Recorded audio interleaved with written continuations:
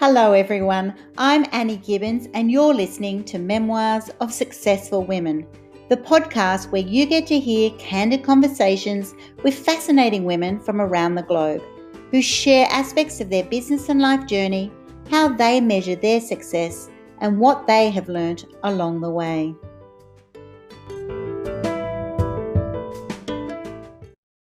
Well, good morning, everybody. I'm very excited today to have Jillian Lama on the podcast, Memoirs of Successful Women.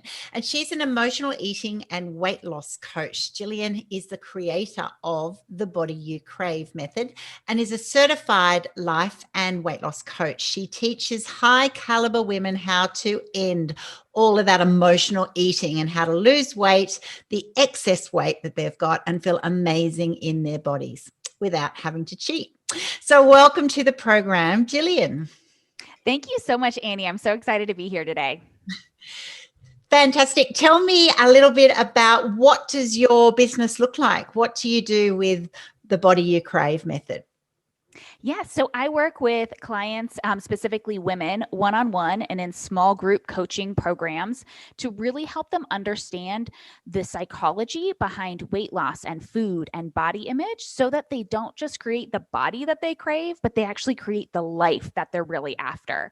Because so often we're looking for more than just the body. We want to be happy, fulfilled, sexy, confident, right? We have all of these other dreams and desires for our life.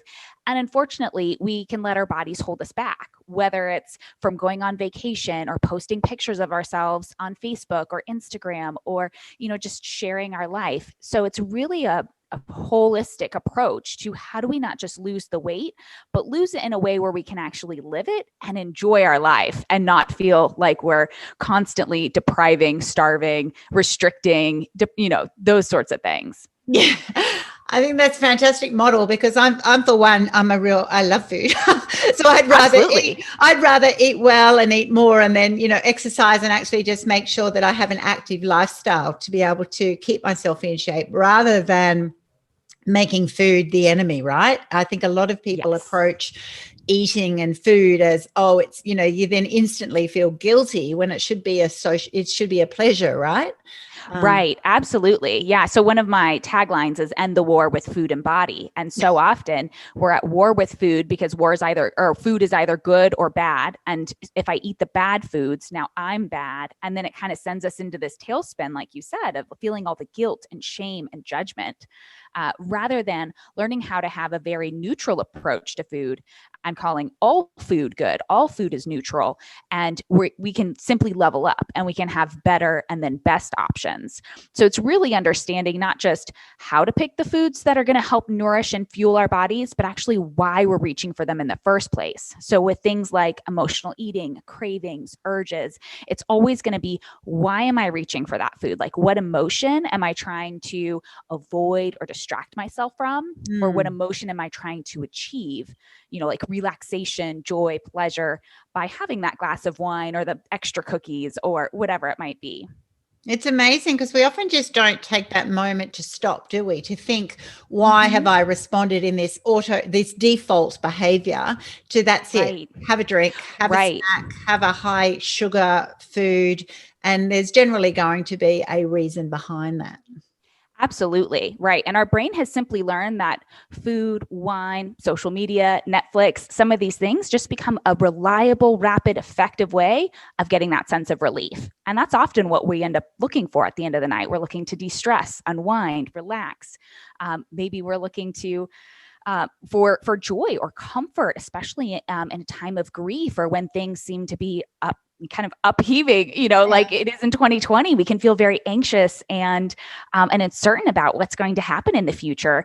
And, eating a bowl of ice cream or a sleeve of Oreos or, kind of reaching for some of these comfort foods maybe you enjoyed as a kid can feel comforting in the moment. And then again, like, we just have to be so mindful that we're not attaching all the shame and guilt and drama to it on the back end, but that we actually develop a process. And this is what I work with clients specifically around, is having an assessment process where we can get curious, but from a place of compassion and self-love to really understand and dig into, okay, why, what was I thinking? What was I feeling? Why did this happen? Versus just well, I should try harder next time. And today's a new day and I just need to like restrict more. Or, we kind of, we don't give ourselves that area to even assess and look at, okay, what really happened? And often because we just feel like, well, that was just a bad thing. Don't do that again. Yes. So, yeah. What moments generally lead someone to reach out to someone with your type of business? What are your clients? What's their first moment when they reach out to you? What do they want? So most of the time it's around weight loss, and they find that they can lose weight, but it finds them again. So they might be able to lose 30 pounds in 3 months, but then 3 months later, the weight's back on. And it's kind of this constant cycle of, I can lose the weight, but it like I can't actually keep it off in a way that feels good and sustainable. I always need this break from my diet. And so they just feel like they're spinning their wheels constantly on and off, up and down, never fully being able to live in that maintenance mode. And that's one of the biggest transitions, is going from the restriction into now the lifestyle piece, because most people don't teach the lifestyle. They don't teach the maintenance. It's more of like, good luck, here you go, here's the parameters, and not much more guidance is given. Whereas my approach is really about, how do we do this sustainably for the long term? So short term, it might feel like it's slower than you would like, than you're used to with some of these diet sprints.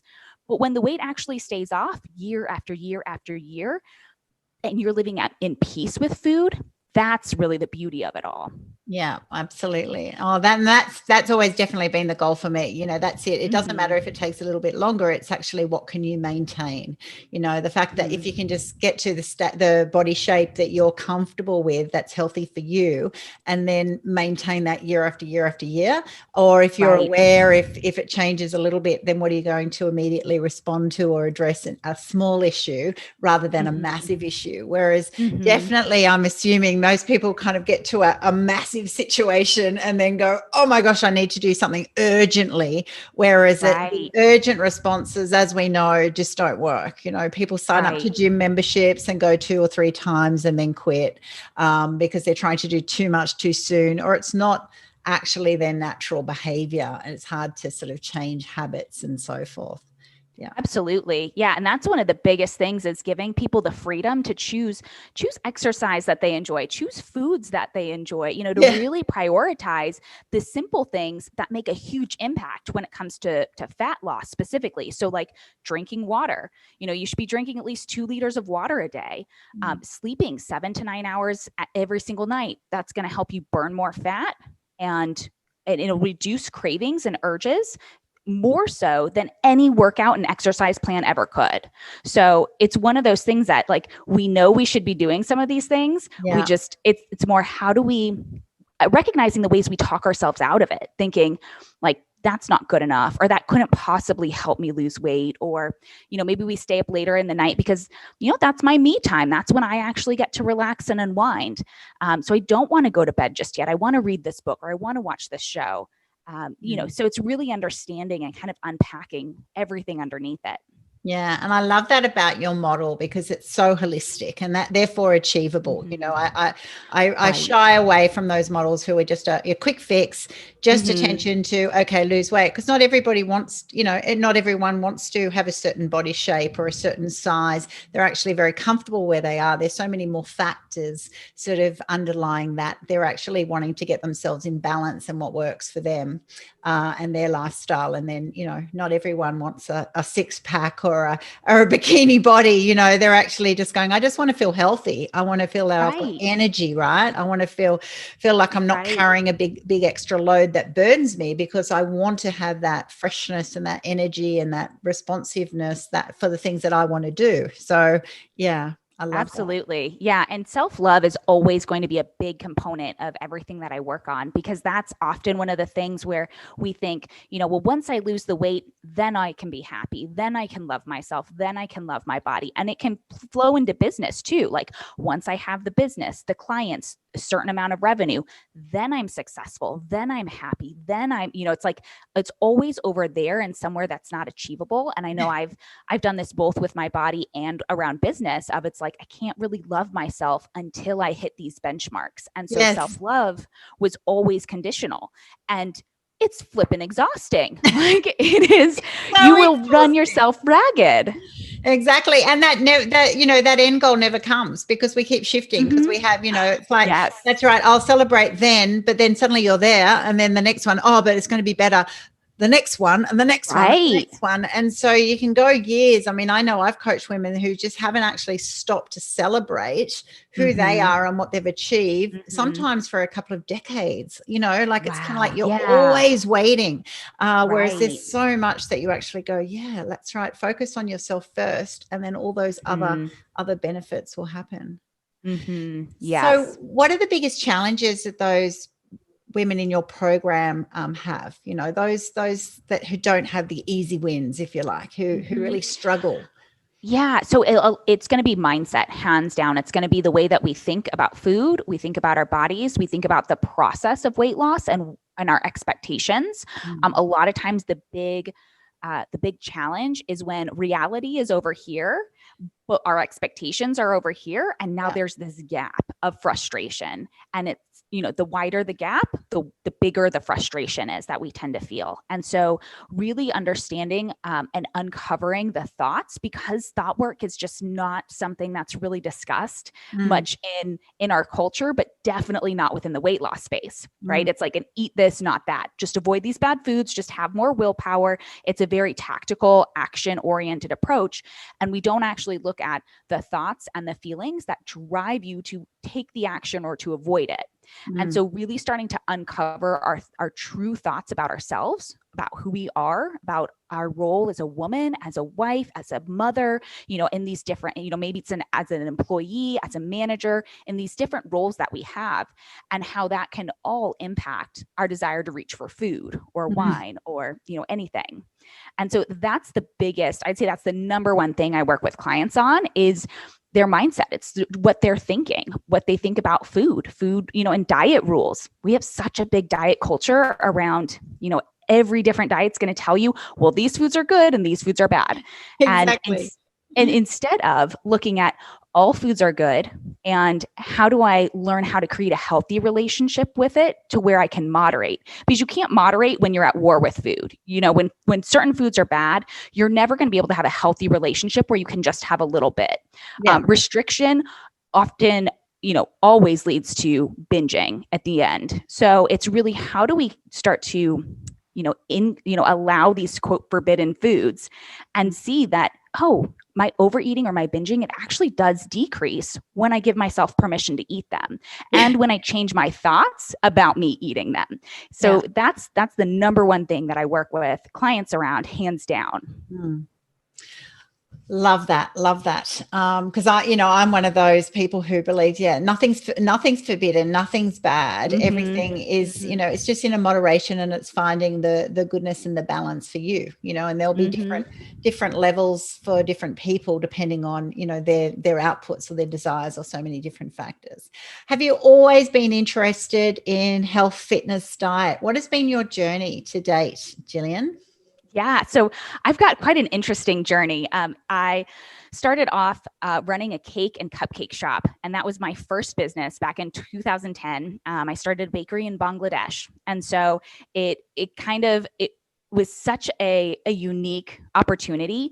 My mom works for the Foreign Service with the US government. And so my parents happened to be stationed there.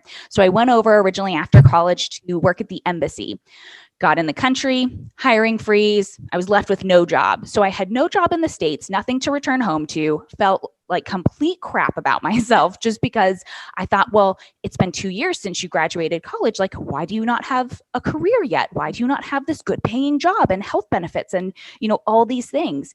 And so as I went through that summer in 2010, I just found myself baking out of just needing something to do with my life, needing something to do with my day.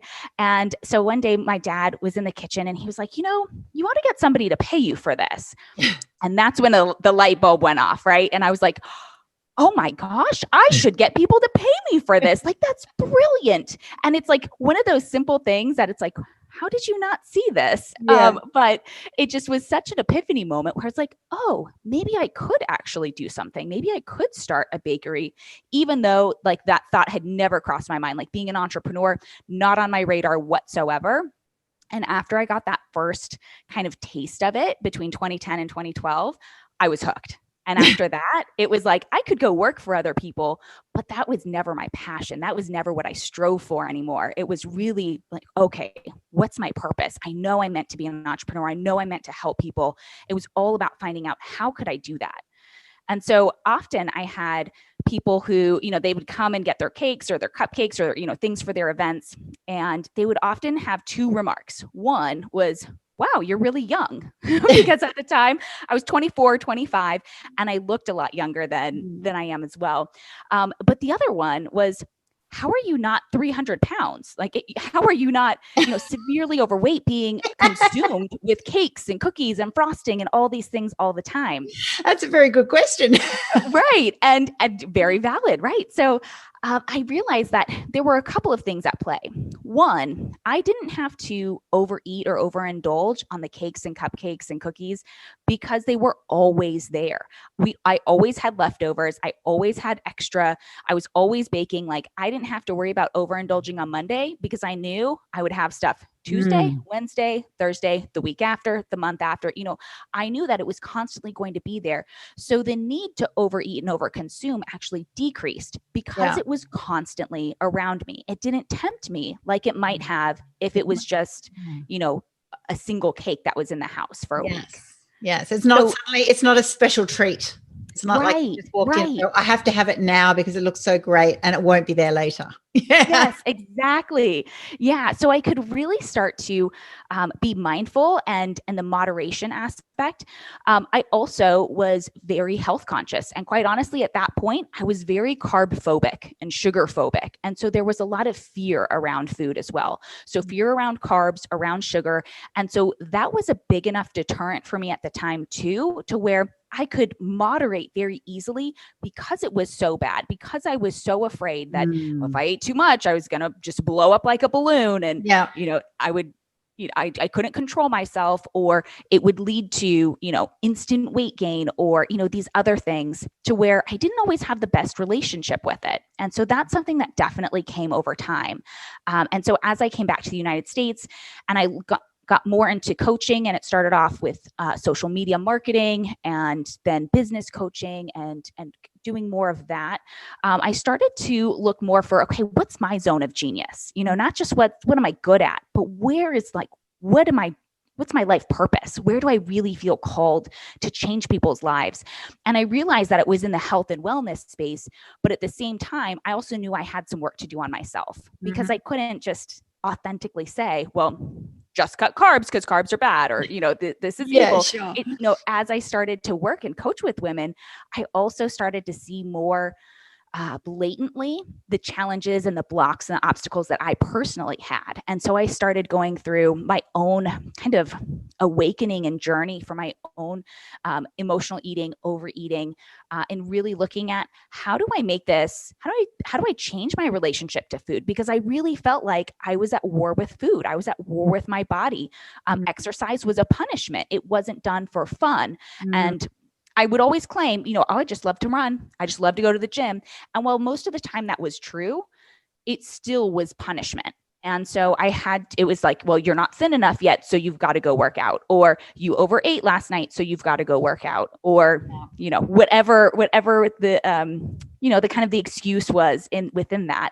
Yeah. But it really brought to light, the more that I worked with clients, how I needed to fix and really work on my own relationship with food. And so it was kind of this twofold process of working with clients and also doing my own self-discovery and realizing how impactful it was for my clients and for other women who were really struggling with just trying to stick to a diet or just trying to have more willpower, and why those things just don't always work. Mm. And I think that's so important that you've gone through that journey too, because some people just kind of go, oh, it's really easy. It's really natural. You just don't, it's a simple model, and it's not. It's a very complex model, as we know. And so I think that is really important that you've had to, address all of those issues in your way for you and be able to tap into what other women, will be struggling with. What do you say to those women who say, I'm actually really comfortable being the size that I am, and you as a health coach think, but that's unhealthy. How do you respond to that?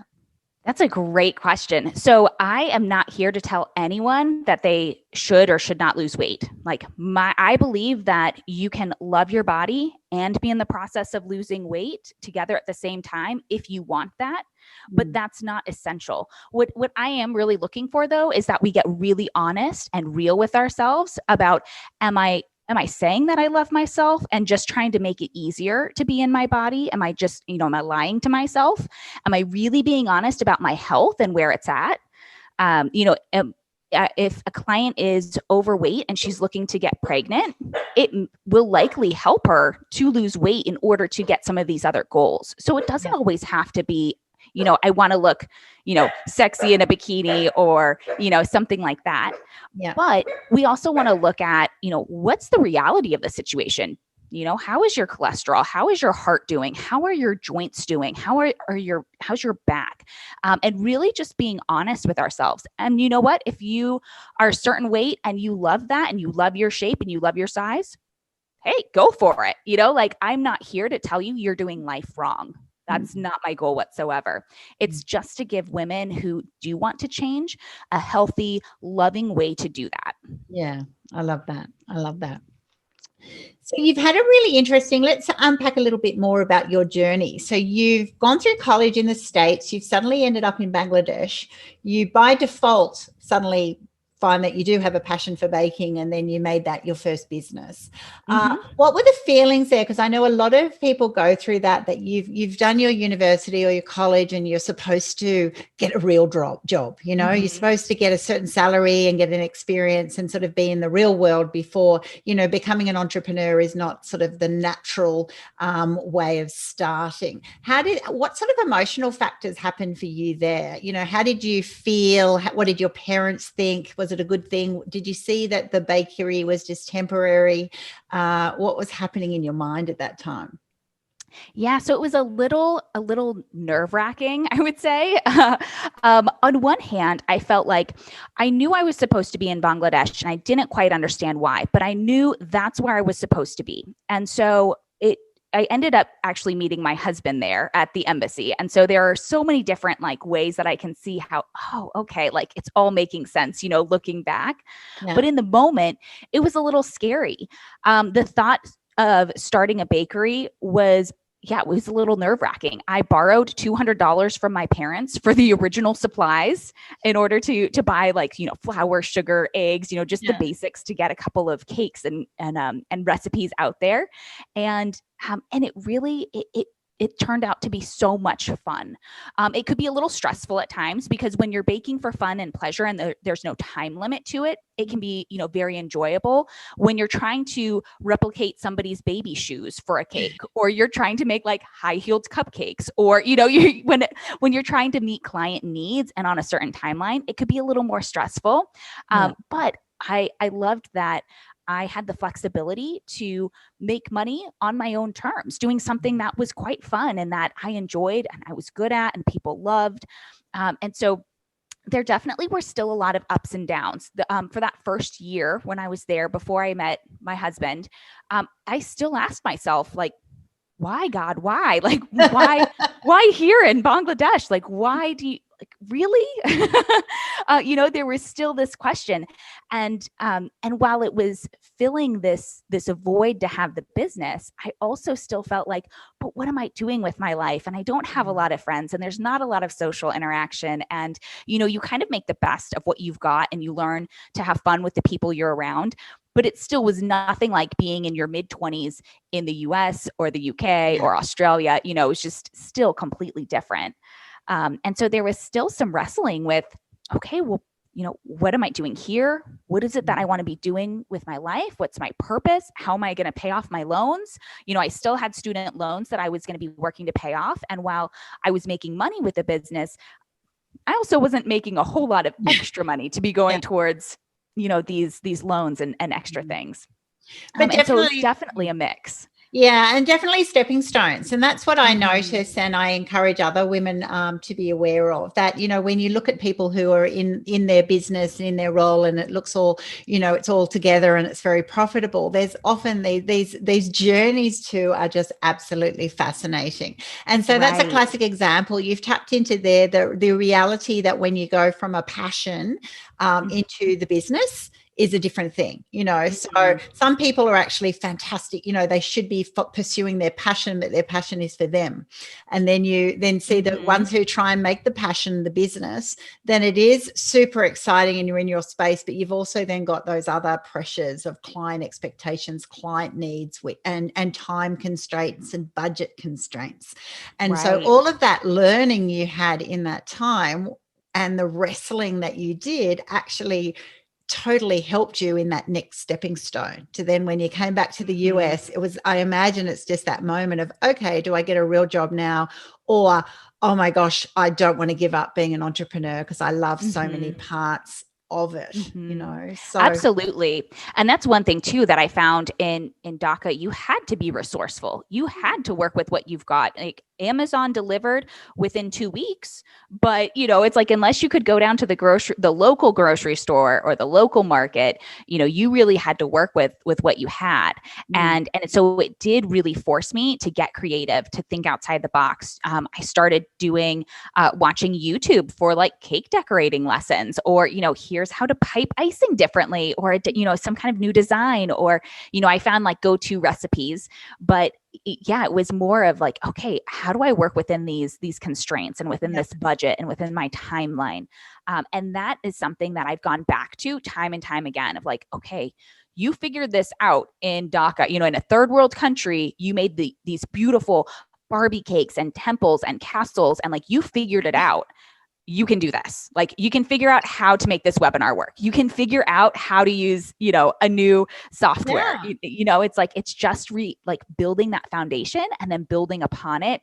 And you're right. Like these stepping stones, it gives you the little breadcrumbs that you need in order to have that self-confidence as well. Yeah. Oh, and I love it when you don't have those resources or you don't have that training behind you, how creative you can be, and to realize that, everything in this modern world is available. You can go to YouTube, you can watch things. So those people who are thinking, but you have to have these high level qualifications before you start, or you have to be a master chef before you then open your bakery, or you've got to have trained as a baker or done all these things beforehand, or, in a different business paralleling that thinking is actually not true. It's more of the Richard Branson method of sort of say yes and then work out how. Yeah, exactly. And then that's exactly what it's like, isn't it? It's like, oh yeah, I can do that. I'd love to do that. And then you can, work it out and make it the best quality. Obviously, you don't want to then deliver poor substandard product, but it's amazing because it does actually make you really creative. It makes you learn new skills. It pushes you constantly that little bit out of your comfort zone. And then, you end up so much more skilled and talented with a creative flair than if you're given some kind of box of or learnt of this is the way it works, because therefore your mindset is very fixed into, okay, well, I better do it that way. So I love that your journey has actually done that for you. Yeah, absolutely. So when you came back to the US, and then your degree was, what was your degree in? So international relations and Russian. International.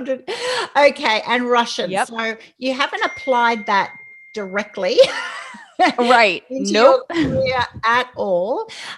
So you then decided, okay, after your time in baking, that you actually do love, social marketing, people, and then it's geared you into the wellness space, which is totally you, right? It's interesting because you would have always known growing up, tapping into, you've always loved that aspect of health and fitness and lifestyle. It hasn't been sudden, okay, I'll just pick an industry.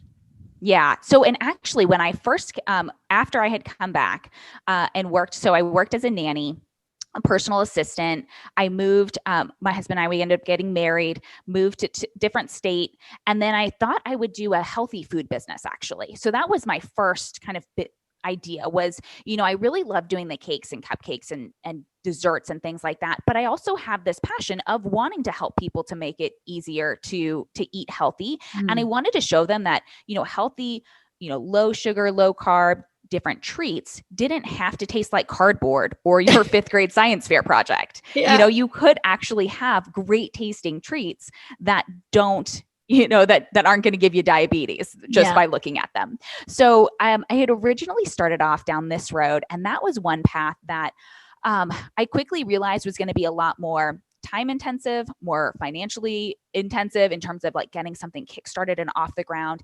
And even just in terms of research and development, trying to develop a healthy, like shelf stable product was kind of challenging. And so as I was playing around with different things, I was getting a lot of feedback. I was started selling and shipping throughout the United States. But after about 6 months, I decided that, this wasn't really working. I had invested probably, $10,000 into the business and was making about 3,000 or 4,000. So I just had to recognize, and this was also by the help of my husband, because he was like, look, babe, I love you, but I think you need to find a real job. I think you need to find something else. Right. Yeah. And at first I felt like, oh, but this means I'm giving up. This means I failed. And that failure it felt like such an immense weight. And so what I realized over the course of a couple of weeks, though, was this was the best option. So he was deploying. It was better for me to find a job, to go, work for somebody else short term, and then figure out what did I want to do with my life, with a business. And so after that, I ended up taking B school with Marie Forleo. And I just from the initial kind of, pre-work that we did, I realized I wanted a laptop business. I wanted something that I could take with me and I could travel all around the world and still be able to work and still be able to see people. I didn't want to be tied to the kitchen or tied to a certain location. And so it really helped me to open my eyes. And then the challenge was, okay, now what am I good at? And I think that's where we can often struggle, is understanding and really seeing our strengths and talents, because so often when they come so naturally, it's hard for us to pay them much attention, or it's hard for us to think, oh, people will pay us for this, like it's so much fun. So that's part of the evolution as to what got me into more online marketing, social media, and really starting to move that direction into. And as I got into the coaching world, then it was like, oh my gosh, my eyes were open. So again, it was like just these little stepping stones. And, clarity comes from taking action. That's one of my big beliefs, is that the more we start to step, then the clearer our path becomes. And it might seem like looking back, you're like, oh, well, that was a waste of time. But the reality is you never would have gotten where you are right now if you didn't first start, taking steps and realizing what direction you want to go in. 100%. So you mentioned before the importance of getting qualified too. So you then went from social marketing into that health and wellness space, and you finally realized, you know what, this is my passion. This is what I'm good at. I love coaching women in this way. And so you also then got certified. Why was that important to you? Yeah. So I'd say it was twofold. One, I think it was a legitimacy aspect in my own mind. If I wanted to feel authoritative, I wanted to feel like I knew what I was talking about. I wanted other people to see me as an authority or an expert or somebody who could, truly help them. The other part of me, I think, was also just questioning, like, maybe I don't know everything that's out there to know. Maybe there's a missing piece or a missing link, or maybe there's something else that I need to make sure that I incorporate. So it was kind of twofold. But it was a really great way for me to learn coaching techniques, to start to map out what my program was going to be like with my program that the coaching institute that I went through. They gave you kind of like a 90-day kickstart program that you could use with clients. Yeah. And while it wasn't bad by any means, it was something where I knew I don't want to use that. I want to develop my own. Yeah. And so it really helped give me permission to make my own rules, to make my own program, and to look at really what worked for me, what didn't work, and to craft it off of that. And to start working with clients and testing it out and seeing, what were their feedback, their results, things like that. Yeah. And I notice that it's a really strong quality of people who are, are successful, that they take something and then say, okay, well, how am I going to make it my own? How am I going to not only make it my own, I'm actually going to test it with and continue to refine it based on the feedback that I receive, because I want to make sure that it's a complete fit for those that I serve, that the things out of the box are good, they're certainly a starter, but it's not like, anyone really has a one size fits all model, Right. Absolutely. And those that do end up staying in that space, in a very fixed space, and those who don't. And often it is that journey, such as, working in a bakery in Bangladesh, that actually that creative flair, that adaptability, that, agility to be able to respond actually helps you when you suddenly set up, go and do these fantastic courses and then get given a product and then go, well, okay, well, now how do I make it my own? And when you do make it your own, you become that unique, that's right, an influencer in your space, a person who has their own style, has their own method, while underpinned by those qualifications. Yeah, absolutely. So let's finish up then by how do you describe successful women? If you're seeing yourself as a successful businesswoman, what does that actually mean to you? What does it mean? What does it look like or feel like to be successful? Yeah. So successful, I'd say there's a few things. So number one, self-aware. So really becoming aware of, where you find your value, where you put your worth, what you're really looking for, some of those thoughts, feelings that are driving the action and these goals and the desires, because it's going to shape how you talk to yourself when either you succeed or you fail. And specifically when you fail or when you don't hit a goal. And so I think successful women, they have resiliency, they have grit and determination, they get back up after falling down, and they're not afraid to show their scars. They're not afraid to say, yep, totally blew that one, but they're willing and they've got the compassion and the self-love to start to assess it from a place of curiosity and really understanding, okay, what went well here? What didn't go well? What can I do better next time? Really starting to understand, like, okay, what happened, whether it's assessing a sales call or a launch or a live challenge, or, really having that attitude of nothing here is a reflection of me and my value and my worth, but it's all just a reflection of how I can get better and what needs to change or shift in me or in my business. Yeah. And so those, I think, are some really key aspects for successful women, because, we like to talk about failure and how it's inevitable and it's a good thing and fail forward. And it can be really soul crushing to go through it on your own, to like have this big launch or have this big goal and to, completely flop, to not make anything. I think about my first jaunt into, marketing coaching. And I invested probably $20,000 into different courses, programs, ads, software, and I made zero. I signed absolutely zero clients that year. And I felt so much shame and I felt just like a total failure. And it took it took a couple months to actually recover. I went into like a mild depression where I ended up moving states. Husband was coming back from deployment. I was unpacking the house, but it was like, really, like, I didn't want to answer emails. I didn't want to get on social media. It was really an avoidance of people because the shame and the failure that I felt just felt so heavy. And it took a couple of months to get out of that, but really being able to, well, one, to have a coach who could help me work through it, to process it, to start to look at, okay, what was I thinking and feeling throughout this? What were my expectations? What was I making this mean about me? Because that's ultimately what was at play here. It wasn't just I made a mistake or I failed or I didn't hit a goal. It was, I'm now such a big pathetic loser. It's like, I'm never going to do anything with my life. I'm so, life is over as I know it. And it was just this big catastrophic event. And really having somebody that can walk with you through those times is so incredibly important. So being able to reach out for help, Successful women, they can fail hard, and they can learn from it.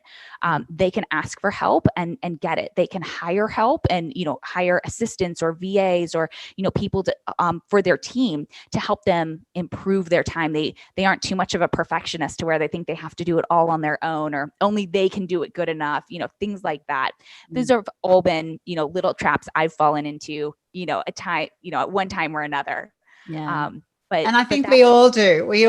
Everybody will have times of, that's right. You go from, isn't that amazing that you can go from such confidence of this is totally my passion and this is my business, to suddenly having those days of hiding under the doona going, oh my gosh. Right. How did I get into this situation and what was I thinking? And so that's it. It's a resilience. It's a learning to actually go, okay, well, that's right. How do I quality improve? How do I take this moment and learn from it and turn it around? How do I seek out help from a mentor? How do I get some honest feedback? How do I actually stop trying to strive for perfection in certain areas and then going from, good enough in most areas, and actually just backing myself. And I think that self-awareness quality that you were talking about is just absolutely golden. It's so important. Otherwise, you've got to look inwardly and know how you operate to then be able to shine, rather than sort of always be striving to be delivering on what other people expect of you, for sure. And be kind to yourself, right? Be kind to yourself. Yes. Yep. Learning how to talk nicer to ourselves, about our business, about our bodies, about, our families or our abilities, to show up as a spouse or a parent. Like, those are such important skills to learn. And it's like, well, once you start to master that in one area, it just flows into other areas and it has this ripple effect. Yeah. And that's the amazing thing, is like, you work on your life and it manifests and it works into all other areas. You can work into the business, you work on your marriage and it impacts your kids. You work on, the business and growing that, and it changes how you show up with friends or with other colleagues or peers in the industry. Yeah. So how do people find you, Jillian? What's your website? How do they reach out to you if they're interested in getting some coaching with you? Yes. So you can find me at bodyyoucrave.com. I also have a free Facebook community called the Body You Crave Community. Trying to make it super simple here. Not a lot of, different names to have to try to remember. Yeah. And then I will also be launching a podcast next spring called Body You Crave. So that'll be out in March of 2021. And on Instagram, I am Jillian.Lama2. Although I don't think there's a Jillian Lama 1, but I am Jillian.Lama2. So no worry, that's for whatever reason.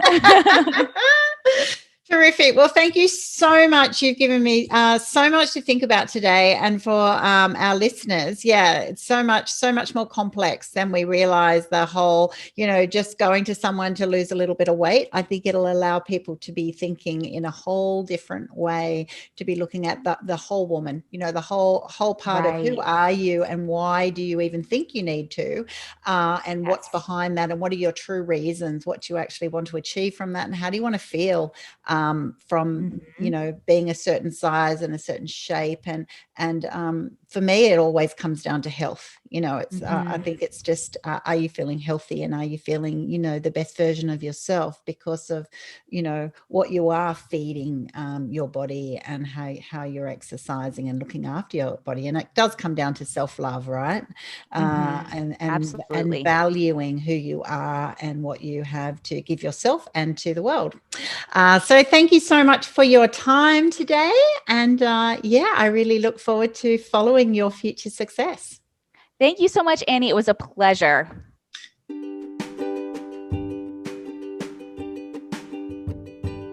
Thanks so much for listening to this episode of Memoirs of Successful Women.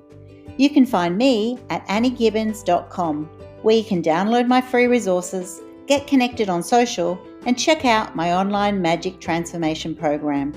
If you love this show, feel free to subscribe to future episodes, and of course, share it with your friends. I'll see you again soon, and until then, happy podcasting.